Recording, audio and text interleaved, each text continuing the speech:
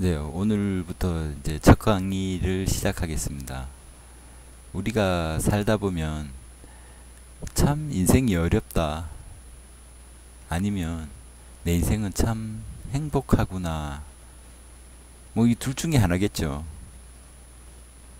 근데 어떤 사람은 가난하면서도 행복한 사람이 있고, 어떤 사람은 돈이 많으면서도 참 우울한 생활을 하고 있는 사람들도 있습니다. 여러분은 어떤가요? 살만한 것인가요? 이 삶에 대한 고민. 이런 게 있었구나. 난 이런 능력을 가졌구나. 이런 고민을 중학교 때, 고등학교 때 했었다면 좀 더 좋은 생활을 했을 텐데, 좀 더 좋은 인생을 만들어 갔을 텐데, 라는 생각을 할 겁니다. 그 자기를 찾는 일, 자기의 정체성과 자아를 찾는 일을 어릴 때부터 할 수 있게 할 수는 없나? 이것에 대해서 연구하고 만들어 놓은 학문이 제4교육학입니다. 물론 그렇게 사는 사람들이 어릴 때부터 그렇게 고민해 오는 사람들이 있기 때문에 이 제4교육학이 성립되는 거죠. 제 강의는 이 제4교육학을 기반으로 그렇게 아이를 키우려면 어떻게 해야 되는지 그거에 관한 이야기입니다. 그리고 요즘에 많은 인문학 강의가 생겨나고 있죠. 그것도 같은 이유에서입니다. 그래서 제가 이 강의를 시작한 것도 이제 그 분위기가 됐구나라는 생각이 있기 때문이다. 저의 이야기는 뭐 나중에 차차 하기로 하고, 갑자기 인문학 이야기가 나오니까 좀 어지럽나요? 그럴 필요 없습니다. 인문학은 그야말로 인간이 지나온 길을 이야기하는 거니까 우리들의 이야기입니다. 물론 교육학이다 보니까 부모 교육, 부모가 아이들을 어떻게 키워야 된다라는 이야기니까 인문학자, 철학자, 심리학자, 최근에 읽고 있는 융이나 헤겔, 플라톤, 소크라테스, 아리스토텔레스 이런 사람들의 그 이야기들을 다 할 겁니다. 하지만 그 사람들은 과거의 사람들입니다. 우리는 왜 조선시대에 살면 최고로 살 수 있을 것 같잖아요. 똑같습니다. 그 사람들도 이미 지나간 사람이고 우리는 그 사람들보다 더 미래에 와 있는 거죠. 그런데 그거를 이해 못 하겠습니다. 그거를 재미있고 여러분이 알기 쉽게 풀어드리겠습니다. 자, 그럼 지금부터 오늘의 강의를 시작하겠습니다. 서론은 여기서 끝내고, 오늘의 강의는 인간은 어떤 존재인지, 그리고 어떻게 해서 인간이라는 존재가 나타났는지에 관한 이야기입니다. 물론 우리는 초등학교, 중학교 과정을 거치면서 진화론에 대해서 많이 배웠을 겁니다. 이 우주는 140억 년, 138억 년이라 그러는데 그건 1, 2억 년은 상관이 거의 무시할 수준이고, 140억 년 전에 이 우주에는 빅뱅 큰 폭발이 있어서 우주가 탄생하죠. 그리고 60억 년 후에 우리 은하계가 탄생하고, 우리 은하계가 탄생함으로써 그 속에 이제 지구가 같이 생겨나게 된 거고, 그 지구가 온도가 식어가면서 단세포 생물이 나타나고, 단세포 생물이 나타난 게 6억 년 전이랍니다. 그리고 다시 그 단세포 생물이 최초의 유인원이 될 때까지 거의 6억 년의 시간이 흘렀답니다. 기원전 600만 년 전에 최초의 유인원이 탄생하고, 그 최초의 유인원이 호모사피엔스가 될 때까지, 그리고 현생 인류와 비슷한 호모사피엔스가 될 때까지 600만 년이라는 시간이 걸렸답니다. 그 호모사피엔스가 다시 현생 인류가 될 때까지, 그러니 지금부터 11,000년 전에 호모사피엔스가 나타났답니다. 호모사피엔스가 현생 인류가 될 때까지는 10,000년이 좀 더 걸렸지만, 최초의 유인원, 원숭이 유인원이 호모사피엔스가 될 때까지 600만 년, 엄청난 긴 시간이 걸렸다는 거죠. 물론 단세포 생물에서 인간이 될 때까지는 6억 년이라는 긴 시간이 걸렸고요. 이렇게 본다면 인류가 이 지구에, 이 우주에 살고 있다는 얘기는 단세포 생물에서부터 인간이 될 때까지 그것을 고스란히 우리 인간의 몸에 축적되어 있죠. 몸에는 육체적으로는 DNA라는 것으로, 정신적으로는 우리의 무의식 속에 그 우주가 탄생하고부터 지금까지의 것들이 모두 축적되어 있다는 겁니다. 이렇게 이 우주에 적응하지 못하면 공룡이나 아니면 멸종해버린 다른 생물들처럼 사라져버린다는 겁니다. 근데 이렇게 진화해 오는 과정의 가장 최고 정점에 있는 것이 인간입니다. 그렇다는 얘기는 우리 인간의 몸에는 우주의 법칙이 고스란히 녹아 들어 있다는 거죠. 그렇게 아주 치밀하고 아주 조밀하게 우리의 몸은 우주를 닮아 있다는 겁니다.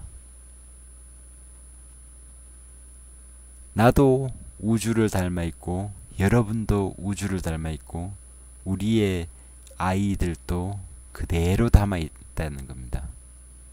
그런 아이들을 어떻게 쉽게 교육을 시키고 이 아이에게 넌 이렇게 해, 넌 저렇게 해, 이렇게 지시를 할 수 있겠습니까? 그 아이는 이 우주의 법칙을 닮은 아이입니다. 그대로 고스란히 DNA와 무의식의 세계에 남아있는 아이입니다. 어른들이 생각하는 것처럼 그렇게 쉽게 다루어질 인격체가 아니라는 겁니다. 하물며 그런 아이들을 강제로 어떻게 해서는 절대 교육이라는 게 이루어지지 않는다는 거죠. 이렇게 해맑게 웃고 놀기를 좋아하고 이런 아이들을 우리는 어떻게 교육을 시켜야 할까요? 아마 제가 한 이야기들을 이해 못하는 분들은 없으실 겁니다. 이 진화론에 대해서 제가 지금까지 한 설명들이 이해가 가지 않는 분은 없을 것입니다. 제 얘기가 틀렸다고 할 분들은 아무도 없을 겁니다. 그럼 제가 이 자료에서 어떤 사실들을 분석해 낼 겁니다. 아마 그거를 듣고 여러분은 자신의 충격에 빠질 겁니다. 세상에 이럴 수가 있지? 내가 뭘 위해 살았지? 그런 자책감이 들 수도 있습니다. 하지만 그것은 여러분의 자책감이 아닙니다. 지금까지 그렇게 인류가 발전해 왔기 때문에 여기까지 온 거죠. 그거에 대해서 너무 실망하거나 힘들어할 필요는 없습니다. 이 우주는 140억 년 동안 부단히 쉴 새 없이 진화해 왔습니다. 140억 년 동안 우주가 진화하면서 남겨놓은 유물, 무엇을 위해서 이 우주가 진화해 왔는지, 그 진화의 최첨단, 최정점에 인간이 있다는 겁니다. 그렇다는 얘기는 인간은 이 우주가 발전해 가는 목적이라는 거죠. 그래서 이 인간의 몸에는 아주 무한한 우주가 들어있다는 겁니다. 우주의 법칙을 몸에 익숙하게 하지 않으면, 적응하지 않으면 인간이 살아갈 수가 없었던 거죠. 아까 얘기했듯이 물론 공룡도 사라졌고 일이 도태되겠죠. 우주에 적응하지 못했으니까. 그렇다는 얘기는 인간이 자연 속에서 느낄 수 있는 것은 엄마의 품과 마찬가지의 논리라는 겁니다. 그래서 이 진화의 과정에서 자연 치유라는 말이 나오게 된 거고, 자연 속에서 살다 보면 저절로 인간이 치유가 된다는 겁니다. 그게 물론 자연 속에 있다 보니까 치유가 되는구나 하고 느껴서 자연치유법이 처음에 나왔겠지만, 이 논리적으로도 진화의 과정으로도 설명이 된다는 겁니다.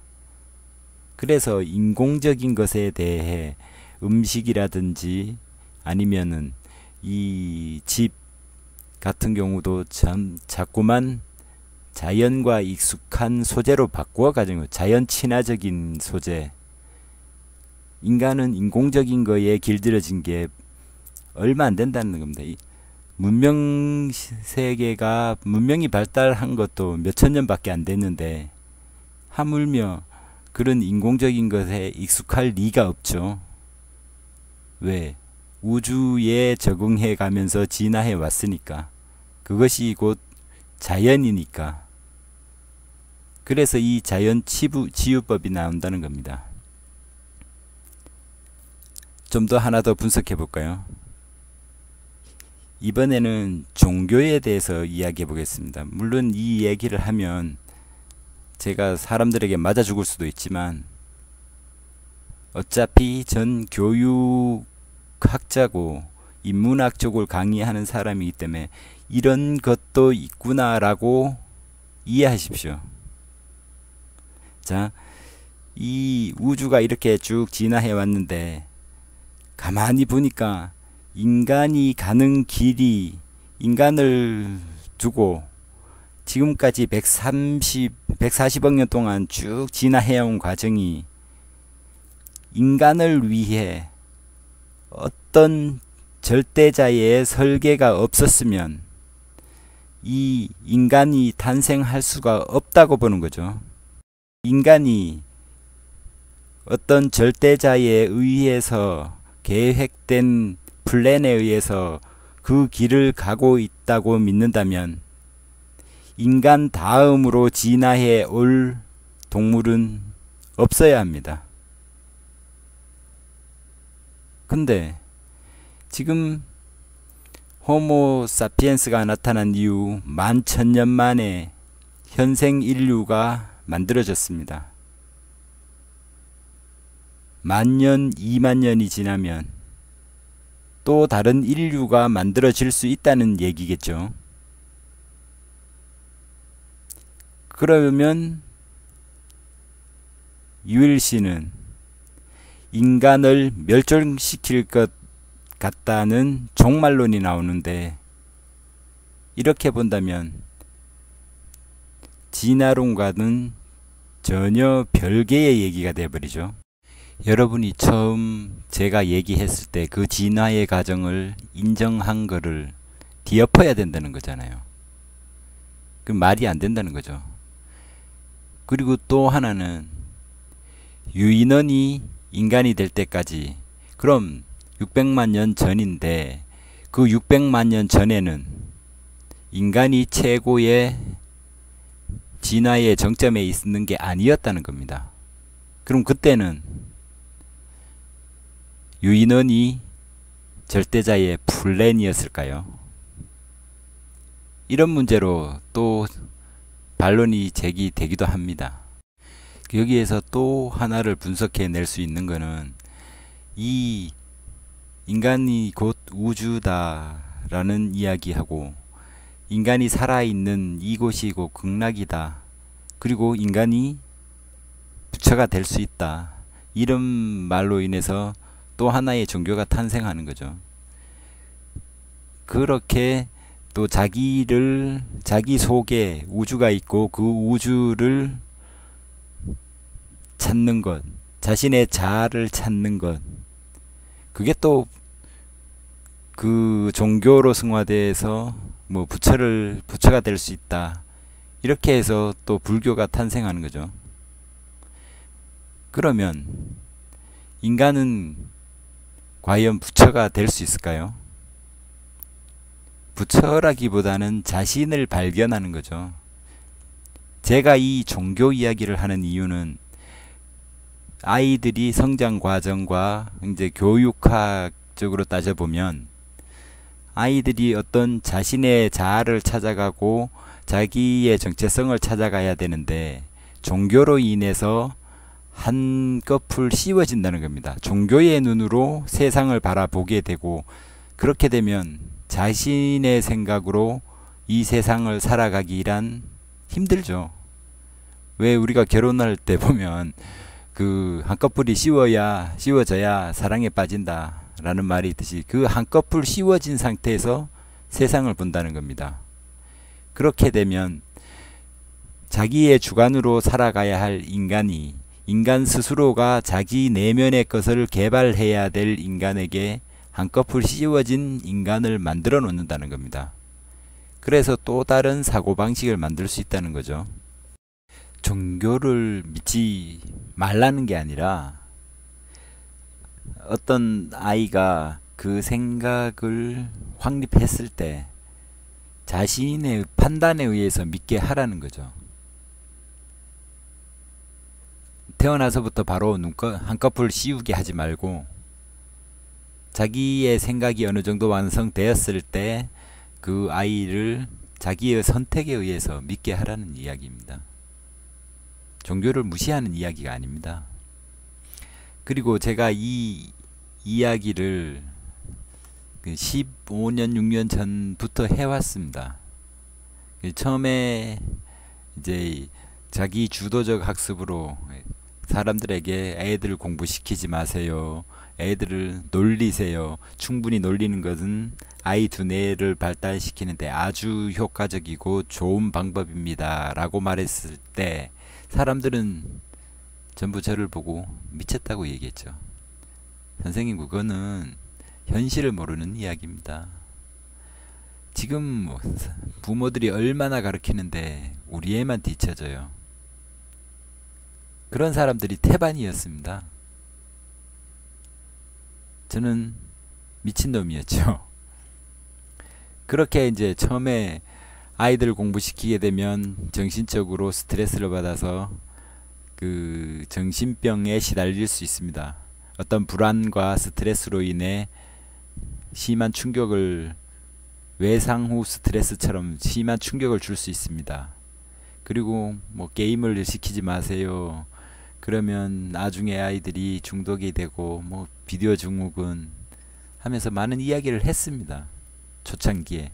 뭐 그러한 증거들은 뭐 제 사이트에 가도 있고 거기에 이제 그 글들을 많이 올렸는데 사람들이 참 양심도 없죠.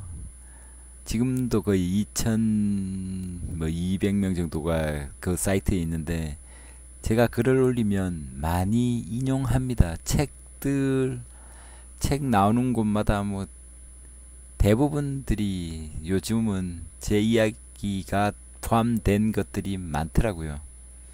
근데 어떤 한 분이 제 사이트에서 봤다는 걸 박힌 적이 있어요. 그분이 여자분이었는데 그때 한 분이 그렇게 밝혀 놓으니까 거의 1200명 가량이 갑자기 막 들어오시더라고요. 제 사이트로.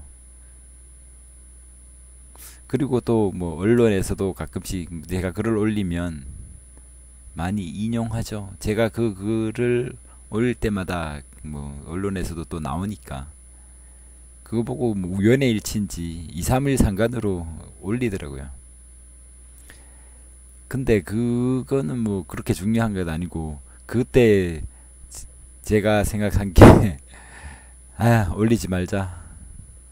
내한테 도움이 되는 것도 아니고 돈도 안 되고. 그래서 한동안 사이트에 글도 올리지 않았습니다. 내가 얘기한 것들을 그 사람들은 뭐 어떤 논리를 가지고 이야기하는 것 같지도 않고 괜히 선무당 사람 잡듯이, 예를 들어서 전 처음에 자연에서 놀게 하라, 그리고 캠핑을 떠나라, 그리고 한 곳에서 며칠을 놀게 해라, 여기저기 옮겨 다니면 그 아이에게 좋지 않다, 그런 이야기들을, 또 집에서 일을 시켜라, 이런 것들이 이 진화론하고도 관계가 많습니다. 자연에서 놀아야만 아이들은 안정되고 성격 형성에도 좋다는 거죠. 그리고 언제부턴가 또 사람들이 이제 사이트를 찾아 문제 해결이 안 되니까 계속 들어오다가 하시는 얘기가, 뭐야, 여기에 다 있었네? 그럼 사람들이 그러면서 이제 질문을 하더라고요. 뭐 이런 일이 있는데 이게 어떻게 된 거냐, 아이들이 왜 이렇게 되냐, 이렇게 묻는데 이제 이렇게 저렇게 됐다라고 이렇게 해보세요라고 대답해 주면, 그때부터 사람들이 그게 아니었구나, 그 사람들은 그냥 남의 거 갖다 뺏긴 거구나를 알더라고요. 제가 이야기를 하는 거는, 나는 이거를 제4교육학을 만들고 정립을 했는데 정작 옆에서 보고 따라하는 사람들이 돈을 벌더라고요. 참 묘하죠. 자, 이제는 저 같은 경우는 제가 하다 보니까 진화의 과정이 인간 성장과 교육에 어떤 영향을 주는지 이해하게 됐고, 그런 다음에 이제 책을 보다 보니까 19세기, 20세기를 거치면서 칼 구스타프 융도 똑같은 얘기를 했더라고요. 전 그걸 보고 소름이 돋았습니다. 아니, 난 이제 이것에 대해서 내가 생각했다고 했었는데 이미 구스타프 융은 그 시대에 이런 고민을 했구나. 참 존경스럽죠. 그러면서 그 책들을 좀 찾아봤습니다. 그리고 이부영 선생님이 번역하셨는데, 교수님이죠. 그 번역서를 보면서, 우와, 왜 난 초창기, 그리 30살 부군에 이거를 깨달았을 때 그 사람들의 책을 찾지 않았을까? 나는 내가 생각해낸 거라고 생각했는데 이미 융이 이런 일을 해놨구나 하는 거에 대해서 감탄했죠. 그러면서 이제 구스타프 융에 대해서 좀 더 읽어보고, 근데 그분 같은 경우는 저와는 좀 다른 생각들도 있더라고요. 이분은 분석 심리학을 하던 분이고 의사분이고, 아이를 어떻게 키우는 거하고는 또 연관을 못 지었겠죠.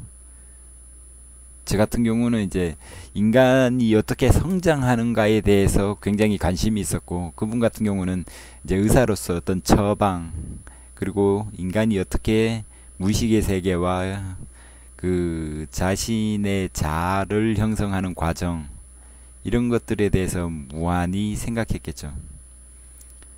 그래도 어떤 기분이 들었냐면, 나를 이렇게 서포트 해줄 수 있는 자료도 있구나, 이거에 대해서 굉장히 행복했습니다.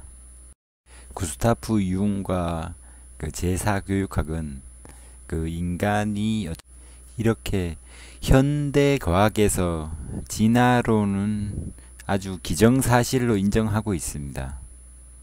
또한 여러분이 존경하는 그 20세기의 거장 칼 구스타프 융조차도 이 진화론으로 인해서 무의식의 세계가 형성되고 자기 자신을 찾아야 한다는 이야기를 하고 있습니다. 그런 맥락에서 보면 우리 아이들의 존재는 엄청난 우주를 닮은 함부로 대해서는 안 되는 존재라는 거죠. 그런 아이들에게 어떻게 하면 자신을 찾아가는 그 과정을 가르칠 유도할 수 있을까요? 그런 애들을 분명히 함부로 다루서는 안 된다는 것은 이젠 인정해야만 됩니다. 거대한 우주를 닮은 아이, 무한한 무의식의 세계를 갖고 있는 아이, 우주의 진화의 과정에서 최정점에 있는 우리 인간의 아이들을 지금까지의 관습대로, 대한민국의 관습대로 그대로 키우다간 세월호 사건을 안 당할 보장이 없죠. 우리는 그 아이를 특별하게 키워야 됩니다. 특별하게 키우지 않으면 이 대한민국이, 우리나라가 이 세계에서 가장 좁은 땅덩어리로 이 세계를 호령할 날은 보장할 수 없습니다. 그 관습에서 벗어나서 그 아이 고유의 자아와 자신의 정체성을 찾을 수 있는 교육을 시켜야 됩니다. 그런 일을 할 수 있는 아이로 만들어 놓아야 되는 거죠. 우리의 아이들이 각자가 자신의 정체성과 자신의 자아를 발견하고 그리고 자신의 목소리를 낼 때 그게 전체가 합쳐지면 아주 강한 대한민국을 만들겠죠. 그리고 두 번 다시 세월호 같은 것들은 발생하지 않겠죠. 왜? 자신을 찾은 사람들은 남의 마음을 꿰뚫어 본다는 겁니다. 남의 마음을 꿰뚫어 보기 때문에 그런 사람들이 발붙일 수 없게 된다는 거죠. 그래서 제4교육학이 필요한 겁니다. 이제 오늘의 강의를 마무리하겠습니다. 마무리하면서 요약해 보면, 첫째, 인간은 우주의 진화의 최정점에 와 있다. 그러니까 인간은 거대한 우주의 원리를 품고 있는 존재이다. 두 번째, 그렇게 우주의 진화와 같이 해왔기 때문에 인간은 자연이 어머니의 품과 같다. 그래서 자연 속에서 뛰어놀아야 되고 자연치유법이 생겼다. 세 번째, 이런 인간을 무엇인가에 길들이게 해서는 안 된다. 관습이나 이런 거에 익숙해지게 만들면 아이들은 자기의 목소리를 낼 수 없다. 자신의 자아와 자신의 정체성을 찾기 위해서는 무엇인가 종교든 무엇이든 길들여지면 안 된다라는 것입니다. 오늘은 여기까지 하고 다음 시간에 뵙겠습니다. 고맙습니다.